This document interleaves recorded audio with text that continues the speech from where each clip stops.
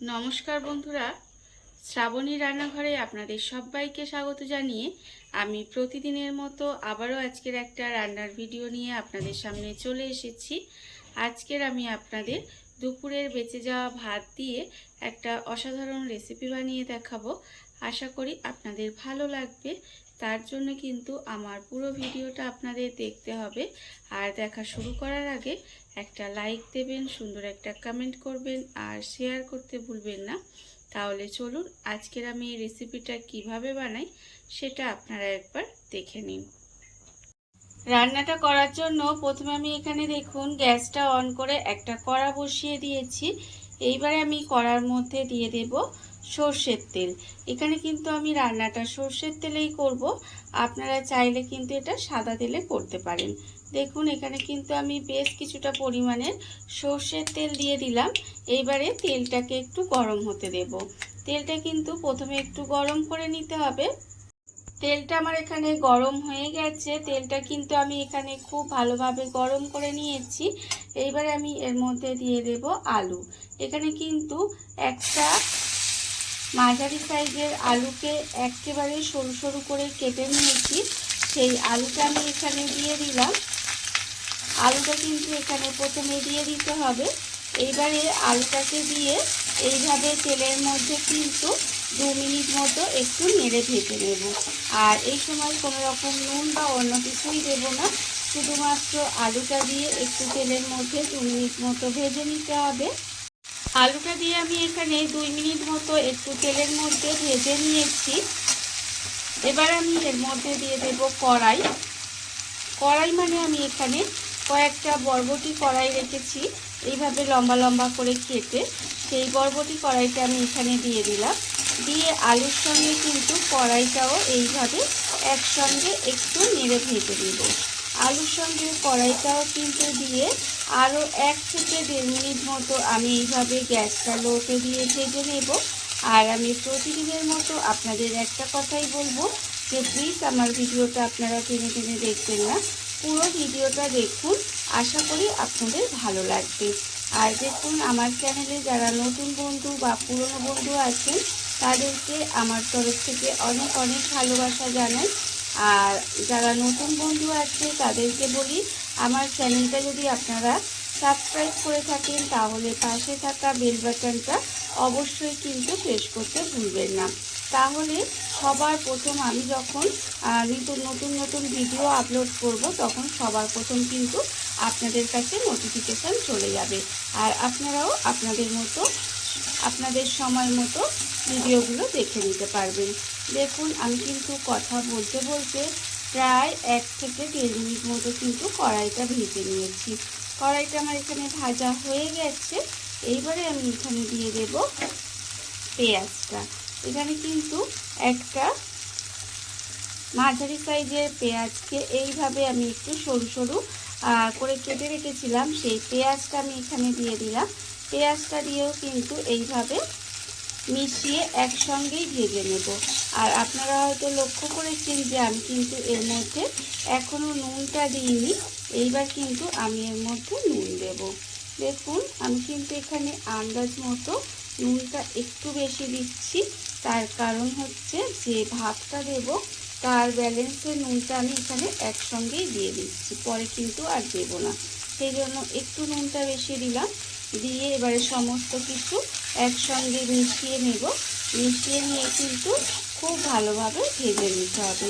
এইভাবে এটা কিন্তু খুব ভালোভাবে আমি ভেজে নেব। আর ভীষণই সহজ রান্না, বাড়িতে থাকা মাত্র কয়েকটা উপকরণ দিয়ে রান্নাটা হয়, খেতে কিন্তু অসম্ভব সুন্দর হয়। আমি কিন্তু এখানে আমার কাছে যে সবজিটা ছিল সেটা দিয়ে বানিয়েছি। আপনারা কিন্তু আপনাদের কাছে যদি অন্য কোনো সবজি থাকে তাই দিয়েও বানাতে পারেন। দেখুন এবার কিন্তু এটা আমি খুব ভালোভাবে ভেজে নেব যাতে সমস্ত কিছু ভাজা ভাজা হয়ে সেদ্ধ হয়ে যায়। বরবটি আলু পেঁয়াজ দেখুন আমার কিন্তু এখানে ভাজা হয়ে গেছে। আর আমি আপনাদের দেখাচ্ছি, দেখুন আলু কিন্তু এখানে সেদ্ধ হয়ে গেছে। আলু কিন্তু একেবারে সেদ্ধ হয়ে গেছে। আর বরবটিও কিন্তু ভাজা হয়ে গেছে, পেঁয়াজও ভাজা হয়ে গেছে। যখন এইভাবে সমস্ত কিছু ভাজা হয়ে যাবে তখন কিন্তু আমি এর মধ্যে ভাতটা দিয়ে দেব। এখানে আমাদের দেখবেন অনেক সময় কিন্তু দুপুরে ভাত বেশি হয়, তখন কিন্তু আমাদের সেটা খেতে চায় না অনেকেই। তখন যদি আপনারা এইভাবে বাড়িতে থাকা কয়েকটা সামান্য উপকরণ দিয়ে যদি বানিয়ে দেন, দেখবেন তারা কিন্তু খেতে ভীষণ তারা খুব খুশি হবে এবং সেই বাসি ভাতটা কিন্তু খুব সহজেই সবাই খেয়ে নেবে। দেখুন আমি কিন্তু ভাতটা দিয়ে এইভাবে একটু মিশিয়ে ভেজে নিয়েছি। একটু সময় কিন্তু এটা একটু মিশিয়ে ভেজে নিতে হবে। এইবার আমি এর মধ্যে দিয়ে দেব এই সময় গোলমরিচের গুঁড়ো। এখানে কিন্তু স্বাদ অনুযায়ী আপনারা কতটা ঝাল খাবেন সেটা বুঝে গোলমরিচের গুঁড়ো দেবেন। আমি এখানে হাফ চামচের মতো গোলমরিচের গুঁড়ো দিলাম। দেখুন আমি কিন্তু এখানে হাফ চামচের মতো গোলমরিচ গুঁড়ো দিয়েছি।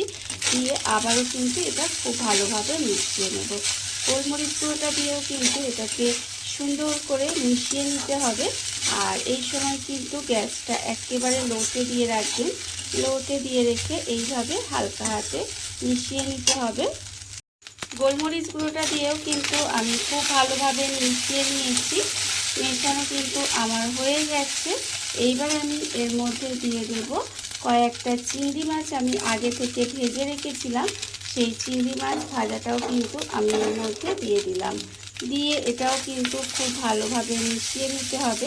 আপনারা চাইলে শুধুও করে নিতে পারেন সবজি দিয়ে, তবে এইভাবে যদি একটু ভাজা চিংড়ি মাছের মধ্যে দেন তাহলে কিন্তু এর স্বাদটা আরও বেড়ে যাবে। দেখুন আমি কিন্তু চিংড়ি মাছ ভাজাটা দিয়েও এইভাবে খুব ভালোভাবে মিশিয়ে নিচ্ছি। আর মেশানো আমার হয়ে গেছে। এইবারে আমি এর মধ্যে দিয়ে দেব, দেখুন এখানে আমি 1 চামচ মতো একটু সয়া সস রেখে দিয়েছিলাম, সেই সয়া সসটাও কিন্তু এর মধ্যে দিয়ে দিলাম। দিয়ে সয়া সসটা দিয়েও কিন্তু এইভাবে হালকা হাতে খুব সুন্দর করে মিশিয়ে নিতে হবে। খুব ভালোভাবে কিন্তু এটা একটু এইভাবে মিশিয়ে নেব। দেখুন এইভাবে কিন্তু একটু সময় মিশিয়ে নিতে হবে। সয়া সসটা দিয়েও কিন্তু আমি এখানে খুব ভালোভাবে মিশিয়ে নিয়েছি। মেশানো আমার এখানে হয়ে গেছে। দেখুন এটা কিন্তু সুন্দরভাবে এইভাবে মিশিয়ে নিতে হবে। আমার কিন্তু রান্না এখানে প্রায় রেডি হয়ে গেছে। এইবারে আমি নামানোর আগে এর মধ্যে দিয়ে দেব 1 চামচ মতো ভিনিগার। দেখুন আমি কিন্তু এখানে 1 চামচ মতো ভিনিগার দিয়ে দিলাম। দিয়ে এটাকেও কিন্তু খুব ভালোভাবে মিশিয়ে নেব। আর আপনাদের কাছে যদি ভিনিগার না থাকে তাহলে 1 চামচ মতো একটু লেবুর রস দিয়ে দেবেন। দেখবেন এটাও কিন্তু খেতে ভীষণ সুন্দর লাগে। দেখুন বাড়িতে থাকা মাত্র কয়েকটা উপকরণ দিয়ে এই বেঁচে যাওয়া বাসি ভাতটার কিন্তু কত সুন্দর একটা রেসিপি হয়ে গেছে, আপনারা দেখতেই পাচ্ছেন। আর রান্না কিন্তু আমার এখানে একেবারে রেডি হয়ে গেছে। এবার আমি গ্যাসটা অফ করে দেব আর আপনাদের পরিবেশন করে দেখাবো ঠিক কেমন হলো। দেখুন আমার এখানে রান্না একেবারে রেডি হয়ে গেছে। এইবারে আমি আপনাদের পরিবেশন করে দেখাবো। দেখুন বন্ধুরা, বাড়িতে থাকা কত অল্প উপকরণে কত অল্প সময় কত সুন্দর একটা দুপুরের বেঁচে যাওয়া ভাত দিয়ে একটা রেসিপি তৈরি হয়ে গেছে, আপনারা দেখতেই পেলেন। আর এটা কিন্তু খেতে অসম্ভব সুন্দর হয়।